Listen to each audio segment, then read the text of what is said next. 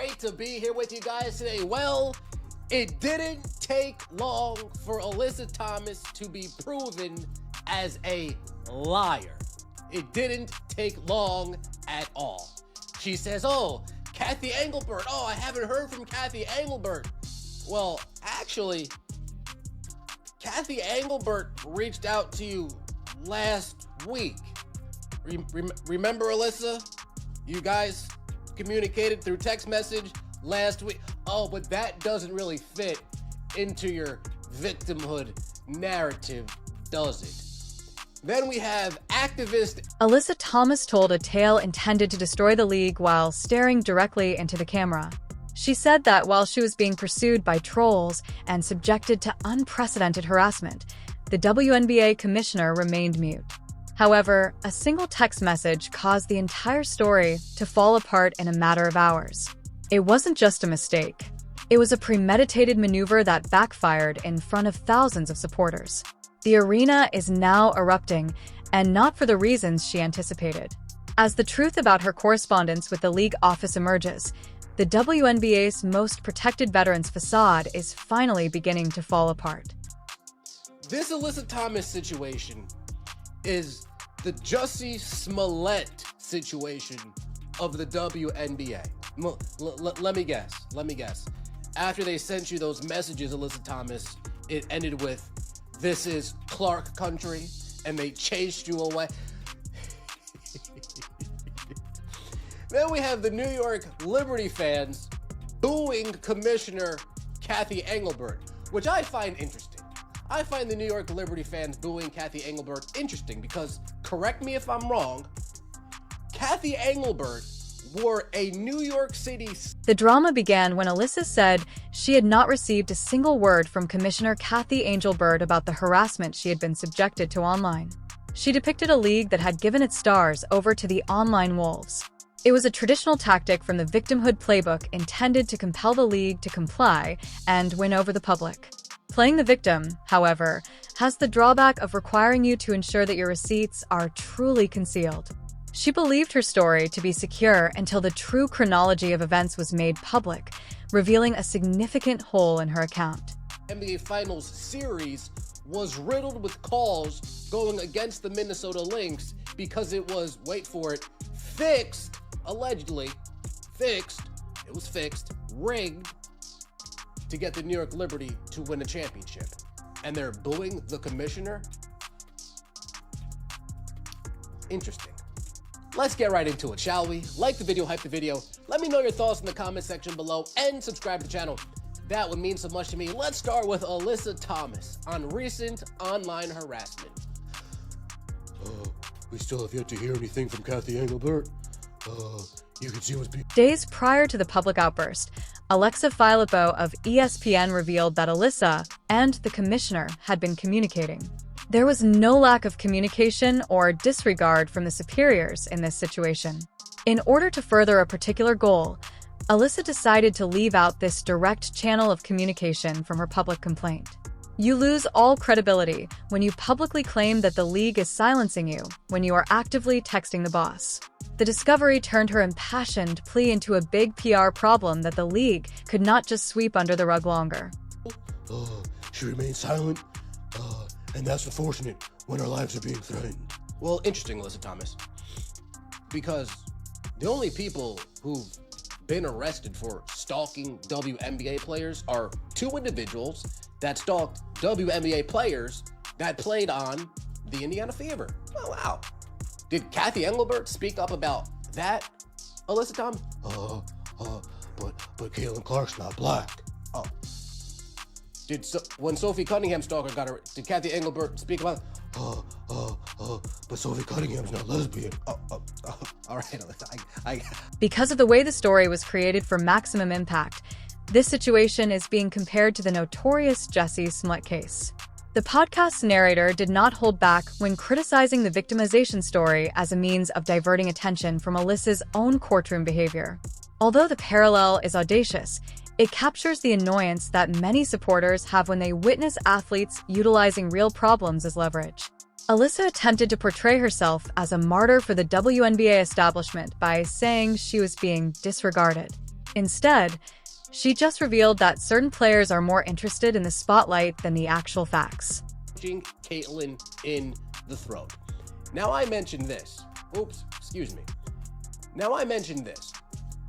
Do you know what Alyssa Thomas wants Cathy Engelbert to do realistically?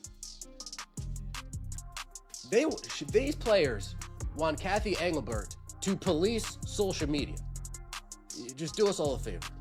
Go to your safe space on Threads, go to your safe space on Blue Sky, and stop swimming in the deep end.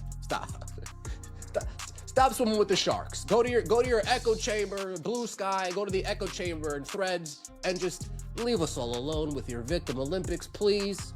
Please. The irony of Alyssa portraying the victim is not lost on anyone who watched her latest game versus Caitlin Clark. While she is whining about words and bad comments online, she was witnessed physically striking the league's best emerging talent. Any other athlete would have received harsh criticism if Alyssa had actually punched Caitlin Clark in the neck. She gets away with physical intimidation on the court, but she expects the league to monitor the internet. Fans are growing weary of the rookie being singled out by veterans due to this double standard. I go to the echo chamber and Threads and just leave us all alone with your victim Olympics, please. Please. Well, what do you want, Kat? What do you want, Alyssa Thomas? You want to get rid of free speech? Is that what you want, Alyssa Thomas? You want to get rid of free speech, Alyssa Thomas, huh? Me words hurt? Oh. Now, Cathy Engelbert, of course, felt the pressure from the mob, felt the pressure from the WNBA old guard, and said, oh, fine, I'll put out a statement. Fine. The WNBA vehemently condemns any and all forms of hate. The safety and well-being of... The amount of hostility Caitlin Clark has seen is unimaginable for most players in her league. She hasn't voiced any complaints, though. She has been harassed, insulted by the media, and physically targeted by other players, but she keeps her head down and plays the game. People often downplay her pain since she does not go on a press tour to demand an apology every time someone says something unpleasant. Alyssa's outspoken calls for social media control contrast sharply with Clark's quiet. It clearly demonstrates the difference between people who want to play victim and those who want to play basketball. Gets a fist in her neck, while Caitlin Clark has stalkers being arrested, while Sophie Cunningham has stalkers being arrested, while Maisha Hines-Allen's getting called a coon on the court. Cathy Engelbert comes out, scared of the big bad Alyssa Thomas, and has to put out a statement. But now, Alyssa Thomas said, we have yet to hear anything from Cathy Engelbert, which is interesting because Alexa Filippo of ESPN said WNBA Commissioner Cathy Engelbert and Alyssa Thomas, well, they exchanged. The commissioner eventually felt the strain from the mob and put out a generic statement condemning hate, but it was not enough for the activists. They wanted blood, and they wanted the league to function as a digital shield for individual players. Attempting to placate the veterans while ignoring the actual dangers put Cathy Engelbert in a difficult situation. It is odd that the league only speaks up when the old guard is insulted, but they stay quiet when rookies are being stalked. The fans are beginning to publicly criticize the leadership because of this selective outrage. Ladies in the WNBA, who would have thought she would have been a liar? Not I, says the big bad wolf. Not I. Alyssa Thomas, I mean, I'm sure she heard the monkey noises when she was in Indiana last year. I mean, they probably were in her head. They probably were made up in her mind, but I'm sure she heard them. They just weren't vocalized from the crowd. They were the voices inside her head. Shout out to Randy Orton. And then Annie Costable, activist Annie, she gets sent the dossier. we could tie it all in here. We could tie in the Jussie Smollett. We could tie in the... As this drama plays out, we need to discuss the real safety concerns that have been neglected. Recently, 2 people were taken into custody for following Indiana Fever players. However, the league office did not turn it into a huge public spectacle. Why is it that hurtful tweets sent at an experienced person receive more attention than stalking a newbie in real life? The narrator makes the observation that the league appears to put some players' emotions ahead of others' physical safety. It is a dangerous game to play, and it is creating a toxic climate where only certain voices are permitted to be heard. Another player who dealt with a stalker was Sophie Cunningham. Nevertheless, the league did not immediately defend her with a public statement. Regarding the identity politics at work in the WNBA, the podcast makes a good argument. The commissioner and media activists frequently ignore your issues if you don't fit a particular narrative. Using her position, Alyssa Thomas is calling for the protection that other players have been denied for years. It is not about everyone's safety. It has to do with giving the few people who can scream the loudest preferential treatment. The fan base is severely divided as a result of this imbalance. Annie Costable and other members of the media's activist wing have been putting in extra effort to bolster Alyssa's accusations. They purportedly acquired screenshots of direct messages, DMs, containing death threats and racial epithets addressed to players such as Dana Bonner. While those remarks are certainly wrong, the timing of their dissemination feels extraordinarily fortuitous. It seems like a concerted attempt to hide the fact that Alyssa was exposed for lying about her interactions with the commissioner. They hope that by focusing on the negative aspects of the internet, people would forget the false narrative that ignited this whole controversy. One of the most absurd parts of the narrative is the allegation that these trolls are all closing their messages with the line, "This is Clark Country." It sounds like something from a poorly written screenplay. It is a method to directly link the harassment to Caitlin Clark's fan base without any real evidence, much as the well-known MAGA country statement from the Smollett case. This notion is ridiculed by the narrator, who implies that these tales are being inflated to make the criminals appear more like caricatures. People naturally begin to doubt the story's veracity when they get this dramatic. For these players, the recommendation is straightforward. Go to a secure location if the deep end of the internet is too much for you. Platforms like Threads and Blue Sky are sometimes regarded as echo chambers where you can dodge the sharks of free speech. Perhaps you shouldn't be swimming in the deep end if you can't manage the intensity of a global platform like X.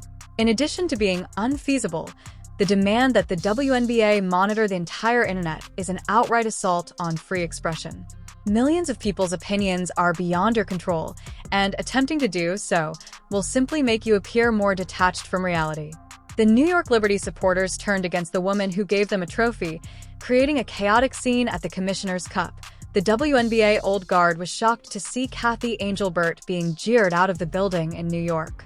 These supporters are not accustomed to a league commissioner being portrayed as a villain. However, the WNBA is no longer the bubble it once was. The commissioner is the target of criticism in every other major sport. Additionally, it appears that Kathy is at last being initiated into the major leagues of fan hatred. The irony of the New York supporters jeering Engelbert is that many think she's the reason they won the championship in the first place. The commissioner has a huge conflict of interest because, as the narrator noted, he previously attended a finals game wearing a dress depicting the skyline of New York City. It made it quite evident who the league wanted to take home the cup. It is particularly embarrassing to be jeered by the very fans you are supposed to have assisted. It shows that no matter how hard you try to rig the game for a specific market, people will still turn on you the moment things get uncomfortable. The WNBA Finals, in which the New York Liberty won a championship that many believed was given to them, are still remembered. The suspicions of the series being fixed or rigged to benefit the New York market have been circling for months. Conspiracy theories are practically certain when a commissioner attends a championship game in a dress depicting the skyline of New York City. The Minnesota Lynx and their players, who many feel were deprived of their moment by a league eager for a significant market victory, were insulted. The commissioner's jeers are not unique to the WNBA, but the establishment treats it as a catastrophe. Every time an NFL or NHL commissioner takes the stage, they are jeered, and it is a part of their job. However, players and fans in the WNBA demand respect that they have not earned from the general public. The fact that Kathy Engelbert was jeered in Brooklyn indicates that the new generation of fans will not adhere to the traditional guidelines for interaction. Whether the league approves or disapproves, they will voice their annoyance. The drama taking place off the court seemed to take precedence over the Commissioner's Cup itself. Did anyone even watch the game, or were they only there to see the trophy ceremony go off the rails? Given that the league is so preoccupied with identity politics and social media drama, the narrator wonders if the game even matters. Does a tree make a sound when it falls in the woods and no one is around to hear it? The WNBA is battling with the fact that their drama is often more popular than their actual basketball, and long-term growth is seriously hampered by that. Rather of covering the story, Annie Costabile and The Athletic are accused of serving as the players' PR arm. By holding on to a dossier of unpleasant messages and releasing them at the ideal time, they're helping to build a narrative of victimhood. By characterizing any dissent as harassment, it is a tactic intended to quiet critics, yet the more they promote the story, the more the fans rebel. People are able to spot manipulation, and they dislike hearing that their favorite rookie is to blame for every issue facing the league. As another veteran who feels singled out by the new wave of admirers, Dana Bonner's involvement in this lends another level to the narrative. Although no one should have to put up with racist slurs, it is troublesome that these comments are being used to silence people. It is being used as a weapon to prevent people from discussing the court's physical play. You are instantly called a troll or a hater if you call out a veteran for a hard foul. It is an easy method for them to demand accountability from everyone else while avoiding taking responsibility for their own acts. The real question is whether these players want the league to get rid of free expression totally. Alyssa Thomas appears to favor a society in which only compliments are permitted. However, neither professional sports nor the actual world operate that way. Without the public scrutiny that comes with fame and multi-million-dollar deals, it is impossible. Developing a thick skin is essential if you want to be a professional athlete. Demanding that the commissioner monitor everyone's internet-connected thoughts is a futile endeavor that only serves to expose the participants' weakness.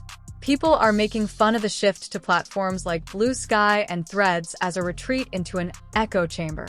These are the ideal places to attend if all you want to hear are folks who share your viewpoint. However, you can't expect everything to adjust to fit your comfort zone. There will always be sharks on the internet, and it is contradictory to try to avoid them while still expecting their attention. The players who ignore the commotion and concentrate on the basket, rather than those who browse through their direct messages in search of an excuse to be angry, are the ones who are now succeeding. As the season goes on, the gap between the old guard and the young fans only widens. While the new fans are drawn to the talent and excitement of rookies like Caitlin Clark, the veterans believe they created this league and should be respected.